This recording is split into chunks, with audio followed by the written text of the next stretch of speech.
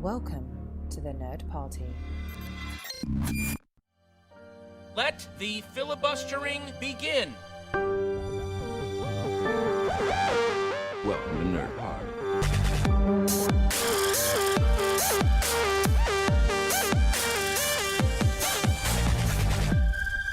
Hello and welcome to Filibuster, part of the Nerd Party Network. I'm your host for today's episode, Lee Hutchison, and I'm joined by, once again, another amazing special guest. Today I'm joined on the pod phone by Madeleine Woolner. Madeleine is a young Hollywood actress, and she's already starred with some amazing people, and she's starred in one of my favourite movies of the past few years, The Neon Demon. I sat down to talk with Madeleine, and she told me what it's like to work with people like Nicolas Winding Refn, Nicole Kidman, Bryan Cranston, John Travolta, Will Arnett, Elle Fanning, and Stephen Tobolowsky. I hope you'll join both of us for the next 45 minutes as we talk about her experiences in Hollywood and the types of movies, roles, and projects she's got lined up. I hope you enjoy the podcast, and I'd really appreciate it if you could leave a 5-star review on iTunes. It really makes a huge difference, so it's not just you guys hearing these interviews, it's people that are searching for these kind of things on the internet as well. It really can make a difference, and hopefully we can keep the show growing and kind of getting even more people coming onto the show to tell us their amazing stories to me and to you, the listeners. Thank you very much and enjoy the show. Thank you so much for joining me today, Madeleine. How are you in LA, I assume? Yeah, it's my pleasure. Yeah, I'm in LA. It's a sunny, beautiful day. And you're in Edinburgh, right? Yeah, good old Edinburgh in Scotland. Yeah, but Scotland's fantastic. You guys just had your Fringe. Yeah, it finishes up tomorrow, actually. So, it's been a pretty exciting Fringe. I moved flat, so I haven't had much chance to actually view many shows this Fringe, so it's been a bit of a frustrating one. Have you ever done the Fringe yourself? Oh, not yours over there. We had when I was in New Orleans, I had started an immersive Shakespeare performance group with my friend Julie, and we were supposed to do the New Orleans Fringe, which is so fun because New Orleans is so busy. But then I got into Lambda, and so I had to leave like 2 weeks before the Fringe. Okay. I missed it. Yeah, it sounds. How did you kind of kickstart something like that? What is like the kind of American reaction to say something like kind of a Shakespeare kind of theatre play? When you say "damn the redcoats," get them out of here. Yeah. It's so interesting because, so I studied at Lambda, which is all classical theater, and it's all like true to form, and you're working with people who just respect the text, and it's all about voice and physicality, and then people in the UK are going to Shakespeare, and you guys all take what are your oral exams that you have to do? Kind of like English and drama. Yeah, sort of. We'll read Romeo and Juliet in classrooms, and it always seems to be a bit of a staple of the English language here. Yeah, exactly. And for some reason, it's just so poorly taught in America because it's so much of and you have to do Shakespeare. And so there's not the understanding and fondness that I think is bred from a really young age over there. And so it's also crazy because you go to see Shakespeare here because a lot of community theaters will do it because obviously it's, common property now. And so you don't have to get the rights for the play.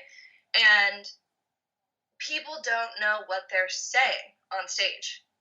And so because of that, when people are taken to theater as a young age, they don't like Shakespeare because it's just basically it's probably what it feels like to have English as a second language. Uh-huh.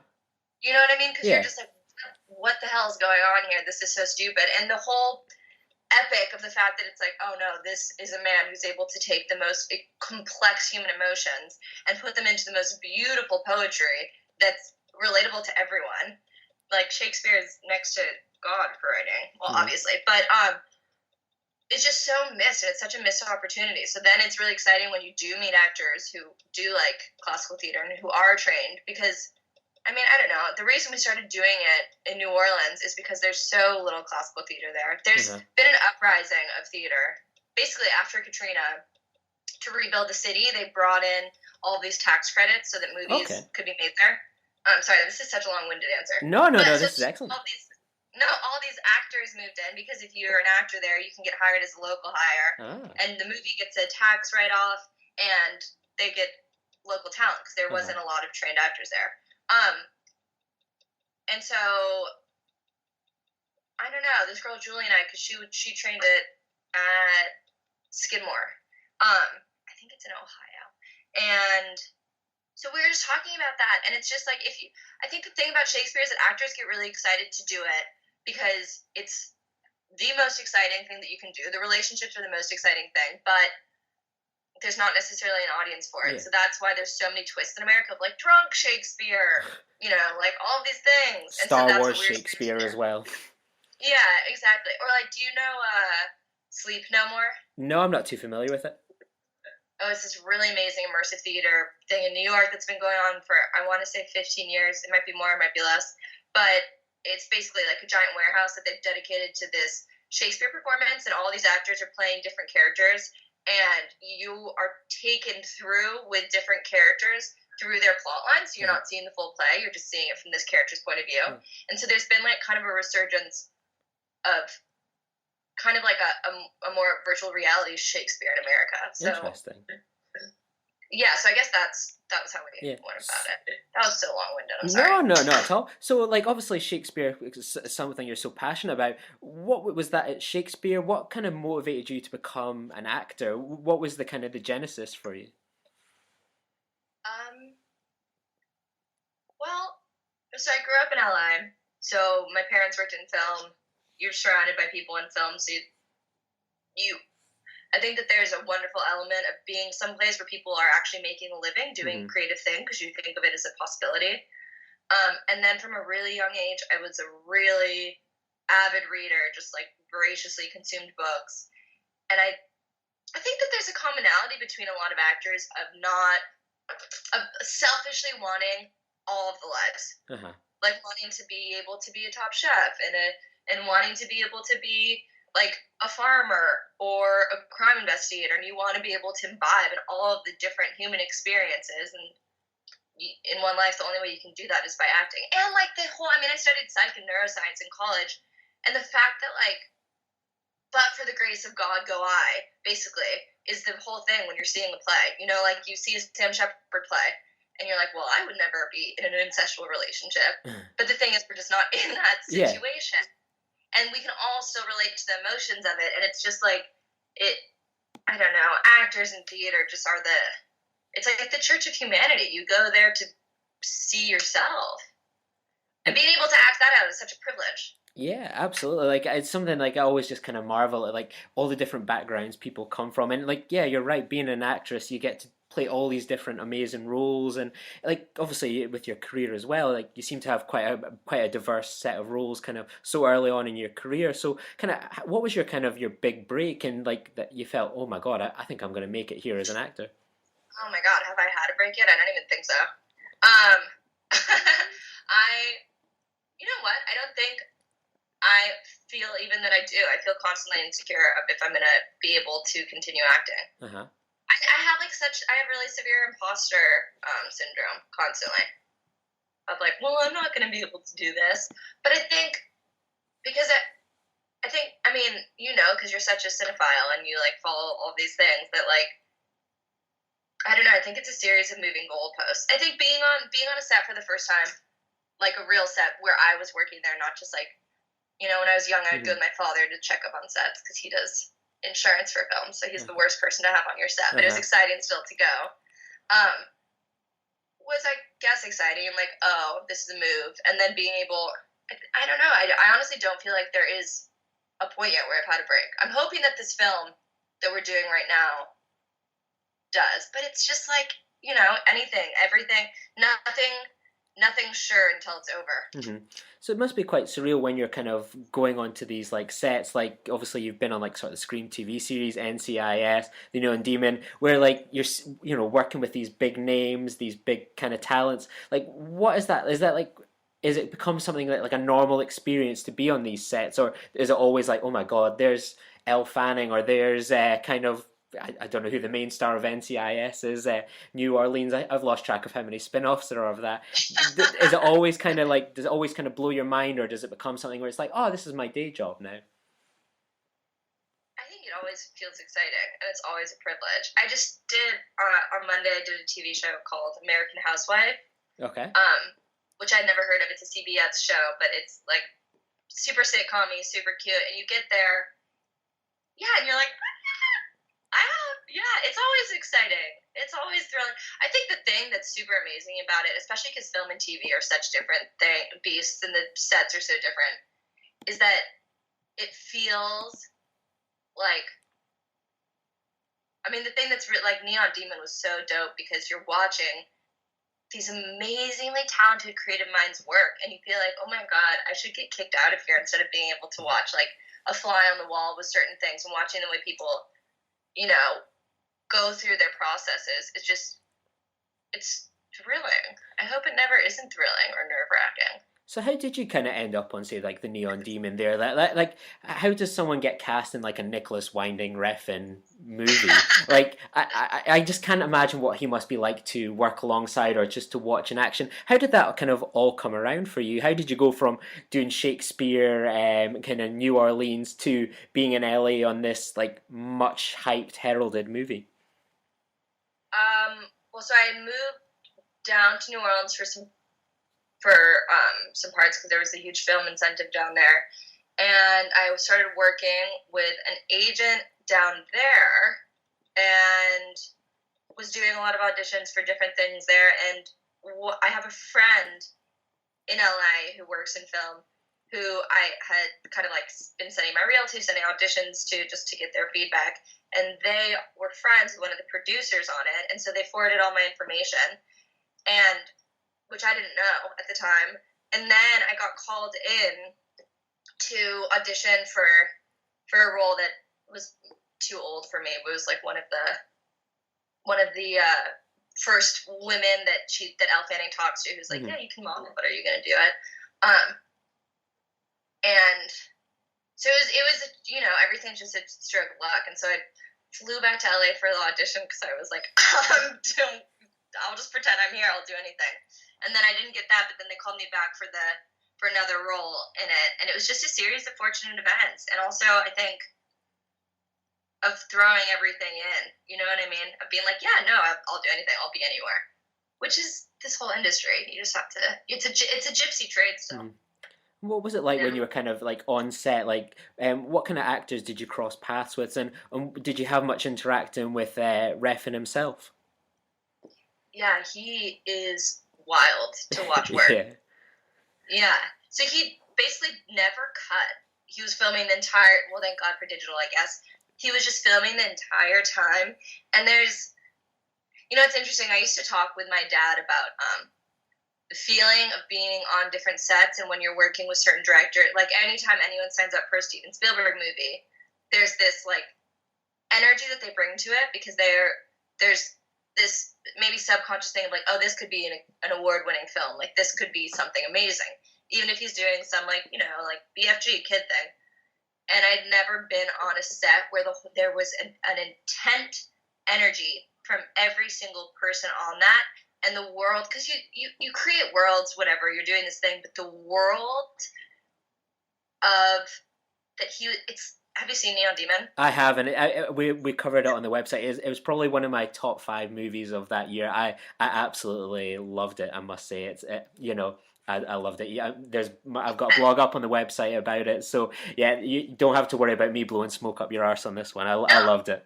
Well, so you know how it's like this really weird, pounding kind of world that you're like sucked into, but kind of feel like, oh God, what? But it also kind of feels like it's like claustrophobic in a way, like it's closing in on you. That was a tangible, like he just made, the whole thing that we were shooting was all on a soundstage, so it was just like pitch black, and he only had neon lights lighting up the interior of the soundstage, and he just created this world and this palpable thing that was like everyone was on board for this ride, and he would go up to every single actor and just like talk them, which is really interesting because I don't know, people are just also different. People go around things different ways, but he just talked them into it, and it was kind of like, it was exceedingly intimate the way he talks to people because he's really getting into that character's psyche, and it's like watching the character, not the actor, but that specific character be in a therapy session almost of like going through all of their like inner turmoil, inner thoughts, and all of these underlying things that are playing into the scene. in a really personal, interesting way. Because, all directors are different, and I've worked with directors who are like, so why are you saying this, and why are you saying this, and we want more of this, and, like, make it more windy or whatever. That's the whole thing. But, like, it felt like that. It felt like what it looked like, and I think that only came together because he has such a vision, and he is, God, I can't imagine being a director. It's so much work. But he just got every single crew member, every single cast member on board with that, and was, and he had this really weird, like, Swedish dance club music that he played between every take. So there was it was unrelenting, but that's how you get a good piece. And was it kind of a nerve-wracking experience? Obviously, you were saying he goes around each of the different actors and kind of whispers, like, these sort of counselling sessions in their ear. Like, when he was coming around to yourself, were you like, what was your kind of feeling? And do you remember anything that he sort of said to you for your role? Well, we did like an improv session because some of the lines he wanted to switch up. I remember, and he was wonderful. He kicked everyone out of the soundstage except for me and Elle Fanning and this other actress. And was like, okay, just improv it. We know, like, the thing, the scene, let's improv, I want new lines.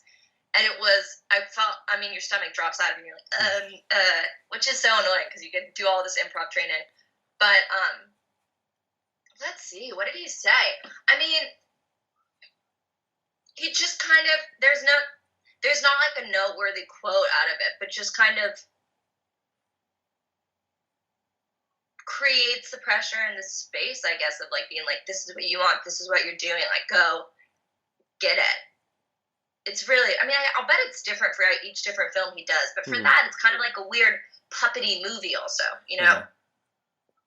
like a puppet master thing, and I think he created that. Was it quite a surreal experience to see, like, this movie that you starred in, like, it gets broadcast all around the world, everyone always has an opinion on a Refn movie, and then to see yourself on that kind of big screen with Elle Fanning in a Nicolas Winding Refn movie? Well, I wouldn't say I started it by any means, but yeah, it's fantastic. Well, I think a thing that happens with any movie is that you can't see a movie fully, and especially, it's a cinematographer's art, and the editor's art, and the director's art, and you're not shooting it, chronologically. And so then seeing the final product and seeing what the cameras took out of everything. Because if you're on a soundstage, if you're on anywhere, you have so much cast and crew, and you just don't necessarily have an exact idea of what this shot is and what is being percolating through it. And it's astounding. It's always awe-inspiring. And yeah, it's dope to be like, oh my God, I was part of that to some degree. Yeah, I'm insanely jealous. I don't think I'll ever get the chance to star in one of his movies, and I loved the Neon Demon. It was just, to this day, I still remember that eyeball scene like it was yesterday. It's a classic modern movie, I think. It's amazing. So then, kind of after the Neon Demon, like, where did you kind of sort of go after that? That obviously you've got a few exciting projects coming up, working with people like Bryan Cranston, for example, and you've got your own kind of projects. After the Neon Demon, where did you decide to go with your kind of career from there? Well, let's see. After Neon Demon, I did a little. Oh, I shouldn't say little. I did a movie that I think it was kind of a straight to DVD movie, but it was, or I guess straight to VHS. I don't know, whatever it is, VCR now.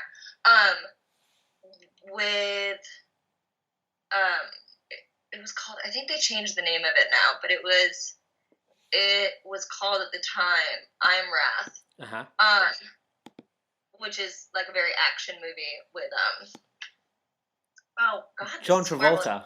John Travolta, thank you. I wanted to say Frank Sinatra, which is completely wrong. But John Travolta, which was in Ohio, which was fun to go and be able to work on that. And then I did another movie called Loners, where I got to work with Stephen Tobolowsky, who's a genius. I met him last year. What was it like working with him? Because that's actually, if you look yourself up on IMDb, you've got all your headshots, and there's this picture of you two together in the back of a car. Like, I met him last year at the Fringe, actually, and Yeah, I spoke with him and I was like, I loved you in Californication. Is it okay if I get like a photo? He's like, yeah, of course. Wait a second, I've got my jacket from the set. Let me go off and get it and we'll wear that in the photo. And he could not have been a nicer guy. Like, what was your experience of working with him? Please don't say he was terrible and horrible.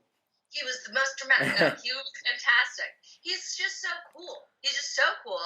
He's so whip smart and so funny. And like my ideal sense of humor of just kind of that like dry, sarcastic witticism. Mm-hmm. And that was a really low budget movie that was a passion project of these two actors and this playwright, and they'd done it as a play and then they wanted to make it into a feature because it just got so many accolades as a play in Los Angeles.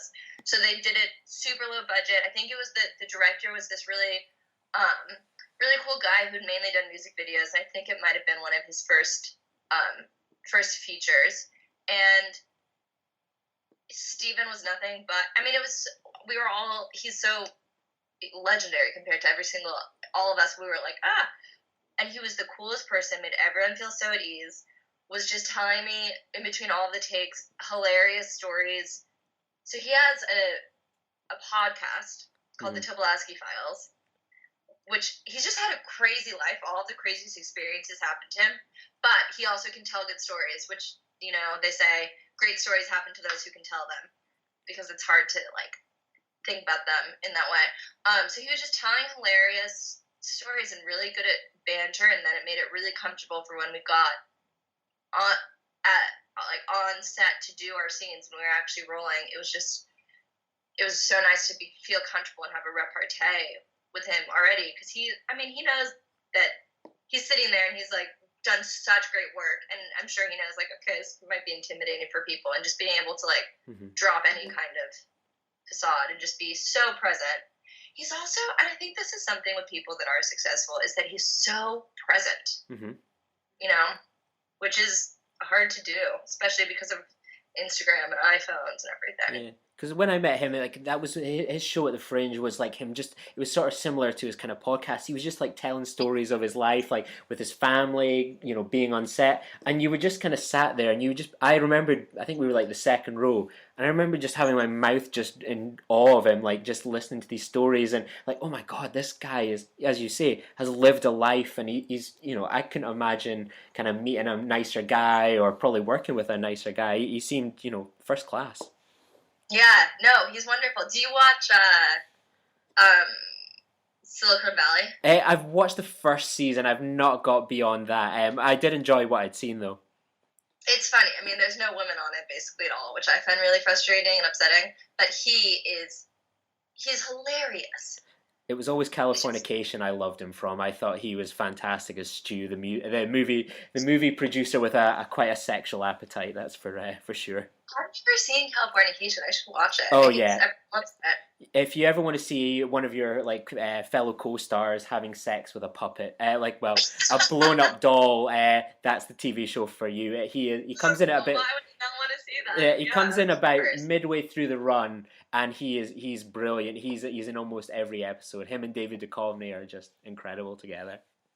Yeah, well, David Duchovny is amazing as well. Yeah, I need to watch it. My roommates in college were obsessed with it. I need to. There's just so much content now. Oh yeah, it's finding the time to watch these things, like the new movies and shows and podcasts. It's so hard to be on top of everything or commit to something these days. So it's like when something like Games of Thrones comes along, it feels like an anomaly that everyone loves this one show and can make the time to watch it, I think.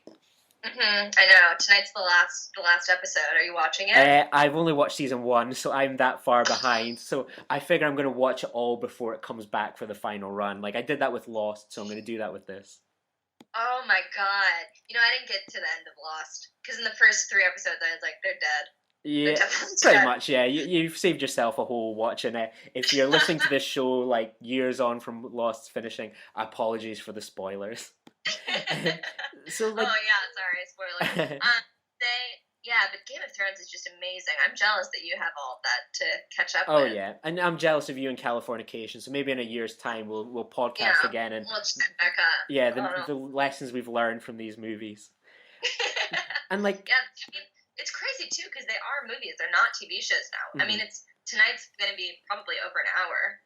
And it's just bigger budget than a lot of movies. The special effects, it's just amazing. Well, you've still got like a season left of it to be released, so you can maybe try and squeeze yourself into a wee role in there as well. God, can you imagine? That would be so fantastic. And that would be so cool. And you've got like another movie that caught my eye that's coming up called The Upside, with Bryan Cranston, Nicole Kidman, and a Paul Fieg movie who I love from Freaks and Geeks. How did you get involved with that movie, and what was it like to work on that with such amazing names? Well, how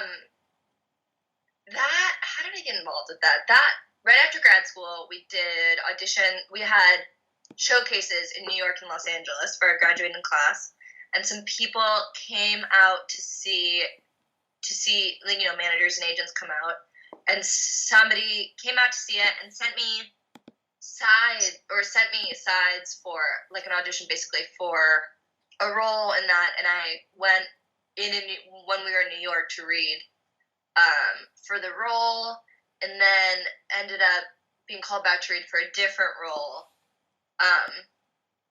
And then I got to go to Philadelphia for the first time ever when we were shooting that. And it was cool because I got to meet Bryan Cranston, who I've never met, who I'm a huge fan of. Through everything, I'm a fan of Malcolm in the Middle, and he's a genius on that show. And it's so cool to be like, oh, that's not who you are. Because when he was in that, I think that there was kind of like a feeling of, oh, this is who this person is. But it's like, no, he's just an amazing actor, and that wasn't just a one-off. Mm-hmm. He can do anything. He's just so smart. Do you know the premise of that movie right now? Yeah, just sort of like it's about a dog show, like a police dog, and it goes undercover. Oh, that's a different movie. That's Show Dogs. Ah. Oh, no, I've got the wrong one up here, sorry. Arnett. Oh, yeah, he's a carer, sorry. Yeah, I've got the two mixed up there. Yeah, I know, because it's Kevin Hart. Kevin Hart's in the one with Bryan Cranston, which is a remake of the French film L'Intouchable, which I'm probably pronouncing right, which is about a billionaire, basically, who's paraplegic, and he hires a new caregiver, a new carer, to take care of him, which is played in this one by Kevin Arnett, and they end up forming, an unlikely bond, and it's really amazing. And then it's kind of like seeing into these two different worlds and who these people are because of their situations versus who they are once the situations are changed. And the French film is seamless. It's fantastic. And then to remake it with all of these fantastic actors and bring it to a huge American audience is going to be really exciting. Especially with it being a Paul Fieg movie, like that comes with like a stamp of like absolute class. That there's some of his movies I've never sort of maybe clicked with, but like he's got a free pass for life for Freaks and Geeks, and absolutely for that. Well, that's something that's going to be really interesting about it, is that it's bringing together a lot of talent that have a lot of different fan bases, and so it's going to unite. I think it's going to it's going to be interesting to see the different people that go to see it, because it's. They're all really different. From Kevin Hart to Bryan Cranston even is a hugely different fan base because they've done different work. Yeah, it must be so surreal, like kind of to be working with like Bryan Cranston. Like no actor's probably more famous in the world for kind of his television roles in particular and everything. Like to be like, oh, that was the guy from Malcolm in the Middle. Like I would find that so surreal to just be kind of working alongside him. Yeah, well, he was so lovely. Also, he just immediately makes everyone feel at ease, was joking, knew every single...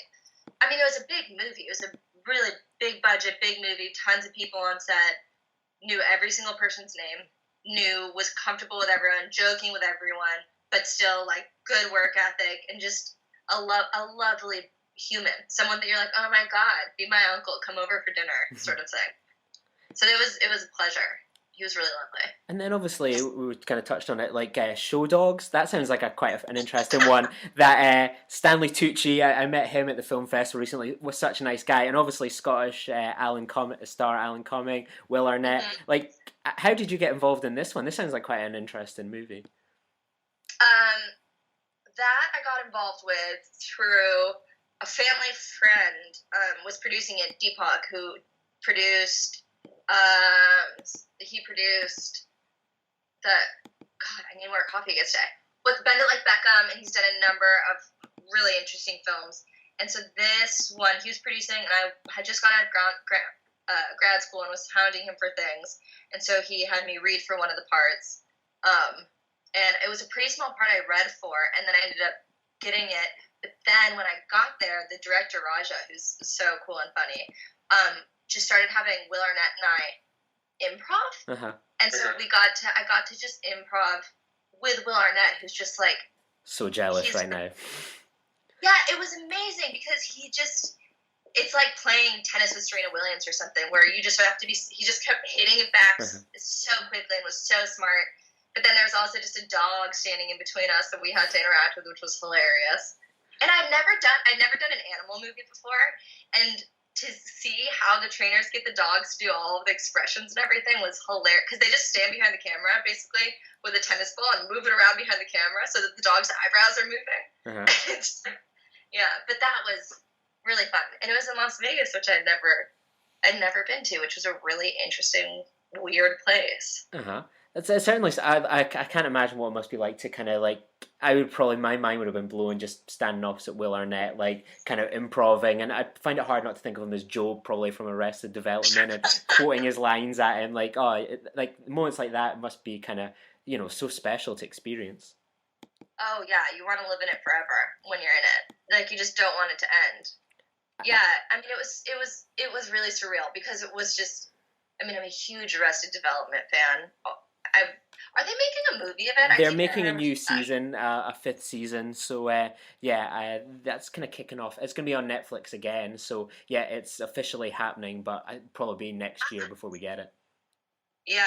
Do you know if it's going to be an isolated character one like the last one? No, I think they've said they've learned from the mistakes of that kind of pretty poor Netflix season they started off with. So I've got high hopes for this one. Hopefully it's as good as the first couple of seasons. Oh my gosh, I would love to rewatch all of it before that. Yeah, I mean, I'm sure I will. He's so smart. He's just he's hilarious. Comedic timing is really interesting, and different people's type of comedic timing is really interesting. And he's really his own breed. And so it was amazing. It was an amazing experience. I'm so grateful to have had that. I hope I would get to work with him again. Because it's just a genius. Yeah. Like one thing I'm just kind of so fascinated by is that obviously we've spoken about kind of working with like Will Arnett, Bryan Cranston, Refn, Fanning, all these amazing things. How did you kind of go from all these roles and now you've just finished a Kickstarter project for a movie called Big Sur? Do you want to tell us a bit about that? How it all kind of came around and because that it just blows my mind that this seems like a hell of a project you're taking on here. Yeah, okay. Well, so, let's see, where to begin with this. So, we used to go to Sundance every year as a family, because my dad works in the industry, and when I was 16, I went to the Shorts festival there, just to and there was a ton of amazing films, and there was this one Chinese short film it was only like 18 minutes long or something, and it was about this girl, so little dialogue, this girl on this bus, and who's basically attacked, and everybody sort of stands by and is a bystander, like a Kitty Genovese sort of thing. And it has a really interesting kind of twist ending and reveal, and it's really interesting in terms of character, because if you have all these people in an isolated, you're isolated on this bus, and so it's the whole thing that Joan Didion talks about of like group scenes show us character morals, and so it's a perfect short. And I had just moved into the place I'm living right now in Highland Park in Los Angeles, and both of my roommates are filmmakers, and I was kicking around the idea with one of them making a short because like as an actor, you basically, I mean, at least I always feel kind of out of control of my career, and like nothing is certain. You get a gig and it's great, and you're like, okay, what is the next thing going to be? When is the next thing? And I'm a very obsessive, anxious little middle child. So I'm like, okay, I need to be creating my own work. And so we were talking about shorts and movies and what to do, and I was talking to him about my roommate Eddie Ligori, who's done a ton of TV, about what to do about this short and how I'd love to do something like that. And then we couldn't think of anything better than it, so I got in touch with the woman who had originally made it as her MFA thesis film from Cal Arts. Her name is Zhuan Jiang, and I probably am butchering the name. and got the rights from her to remake it and make an American adaptation, because it's a fantastic short, but it is culturally bound, because they're a collectivist culture where we are an individualistic culture, and there aren't guns in China, supposedly. You're not allowed to film crime in China, which is also really amazing that she made the short at all. And because she went to school here and she works here now, but she did make it in China. So then my roommate Maddie, she does line producing for Paramount TV, and she's like, okay, well, I'll just help you make a budget for it, like see if you could actually do it. So I wrote an adaptation of it. She helped me make up a budget, and I was like, okay, I can do this whole thing I can do it for relatively cheap. Got the Kickstarter going, and I don't know, I guess it was a lot of just like post the election in America, coming, because I was in London for Brexit, and it was just like, oh god, the world is ending. Yeah, I can relate to that feeling. Yeah. And then coming back here and having the election and feeling so out of control, and feeling like we're going back into like Civil War era America, and all of these really ugly parts of humanity are being brought back. I mean, it just happened in Charlottesville. Yeah. And I'd gone to the Women's March in Washington with my mother and my sister the day after the inauguration, Trump's inauguration. And I was just like, I need to be making something, because sexism is so rampant. And I know there's a lot of other issues, and there's a lot of intersectionality within feminism, but just like the fact that bystander effect is so prevalent in America, and it's so wrongly termed bystander effect, because what it really is sexism. Because if you see, like with Kitty Genovese in 1950s in New York, there was so much justification in the neighbors' heads of, well, it's probably a lover's spat, or like, what, she might have done something to deserve this. And it's the whole thing of, if you're a female college student and you get drunk and your laptop gets stolen, cops fill out a report. If you get drunk and your car gets broken into, cops fill out a report. Home invasion, cops fill out a report. You get drunk and you get raped, and they're like, well, what were you wearing? Yeah. And it's like, yeah, like, no, that's completely erroneous to this. And I just read a Rebecca Solnit book right before I'd started the adaptation called The Mother of All Questions, and she talks about shame and how sexual, like after sexual abuse or rape or sexual assault of any kind, the shame is on the victim, which is it's so backwards, because the fact that somebody who's experienced something is the one that has to kind of like incarcerate it within themselves, and is the one that has to trudge through it constantly in court. Meanwhile, the person who's done the act isn't shamed by our society, really. Where like if you're murdered, it's not shameful and embarrassing that you got murdered. And yet there's so much of this really just horrible rhetoric surrounding like sexual assaults in America. And America really is a rape culture in so many ways. And I just kind of was obsessing over that, and this piece really deals with that in a really amazing way. And I just wanted to show, I mean, people act out in this short, and I don't think that anyone's acting properly, but just kind of show that, like, we're all a part of everything, and if you're going to live in a society, then you have to take responsibility for all the members of it, or there's no reason to be a nation otherwise. Yeah. And it's really interesting, too, because there's such a call for nationalism right now, and yet it's for basically, like, white men's protection more than anything else, which is just ridiculous. Because I was reminded of when I was reading up on the project about the bystander effect. Like, I used to work in kind of universities and kind of colleges, and it's taught there, the bystander effect.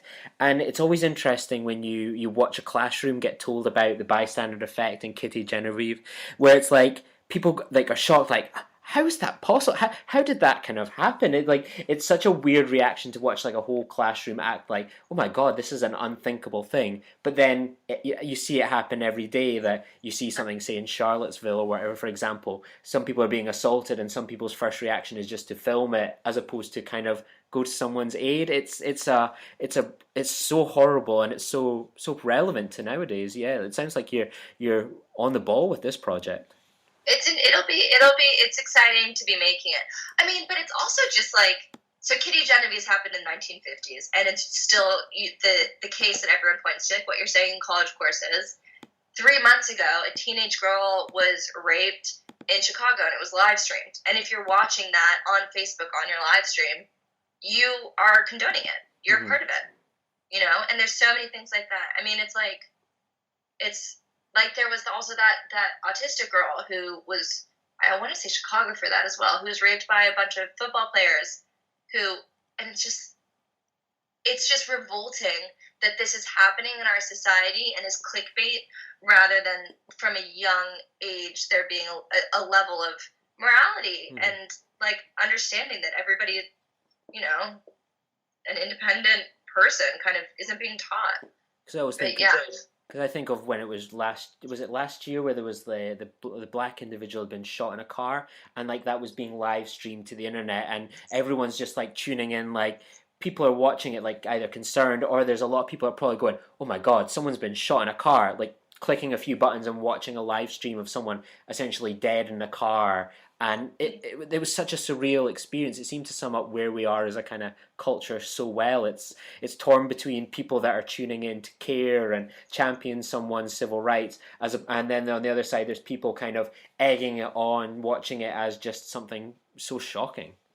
Yeah, isn't that fascinating? There's also this really in the script, the director, who's amazing, Alexis Korysinski, and I've really been searching for areas that social media can be portrayed in it, because there's this weird thing, like what you're talking about, of a removal because of a screen and witnessing something through a screen and not understanding that it's still an authentic experience that the person on the other side of it's having, and then not feeling responsible because of that. And like we're so removed because everything's filtered through our phones and through technology, but it's, you know, it's astounding that certain things are still happening. And it is good, on the other hand, that like there is if it wasn't for Twitter, there's a lot of things that we wouldn't be seeing. But yeah. And obviously it's so great that like your projects clearly kind of resonate with people. It's hit its total. So what's happening now for the movie? What's kind of going to be the production process, and when can we all expect to see this movie? Well, so Alexis, the director, is filming 2 pilots right now. She's fantastic and in high demand in Canada, and she gets back next month, and then our shooting dates are we're just shooting it in 3 days. I think November 9th, 10th, and 11th are our projected shooting dates. And then it's just post, so hopefully, I mean, I know that we missed a lot of the deadlines for film festivals, but hopefully in the next 4 to 5 months we'll have a finished product. That'd be awesome. Hopefully, maybe we'll see you here in the Edinburgh Film Festival, getting to premiere it here, and hopefully we can get you back on the show and find out how the whole process went. So, if people wanted to kind of follow like the process of making this movie, or kind of reach out to you and find out about your work, where would be like kind of the best places to find that? Well, God, that makes me realize that we need to make a website for the movie. It's my first time producing anything, also, so I'm just kind of like going by the skin of my teeth. As long as you've got a MySpace page, I'm sure you'll be fine. I do have a MySpace page. You can also always follow everything and reach out to me on Instagram, which is just at Madeleine Woolner. And there's a contact thing on there. As for the project, I will make a website for it soon. This is such a good reminder. And I will post that as a link probably in my Instagram. It's not a MySpace page, it's a Facebook page. Okay. Sorry. Which is at Madeleine Woolner, and that should be updated with everything. Cool. And we'll share all these notes in the kind of the show notes on our webpage as well. So if anyone's listening to this, they can kind of click on that as well. So we'll make sure to put that in there too. Okay, perfect. Well, so yeah, I guess that would be it. And then and then I'll send you as soon as we have the link to the website up, if you want to stick that on anything. Perfect. Yeah, absolutely. Thank you so much for coming on, and good luck with your project. It's been a real pleasure to talk with you today. Oh no, the pleasure is all mine. I'm so happy this worked out. Have a lovely evening. Yeah, the same to you. And as I say, hopefully we'll have you again perhaps on in the future. And yeah, thank you so much for everything. I really appreciate you talking to us on a Sunday. Join the revolution. Join the Nerd Party. Welcome to Nerd Party.